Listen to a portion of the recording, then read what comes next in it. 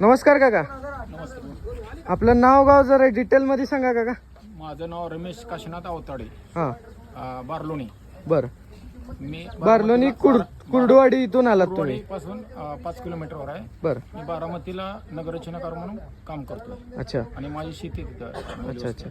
आता किती म्हशी घेतल्यात का तुम्ही? आता एकच घेतली आज. एक म्हैस.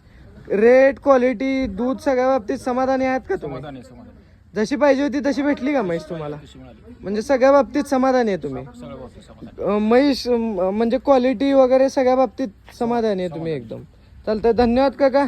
पुढील वाटचालीस तुम्हाला शुभेच्छा.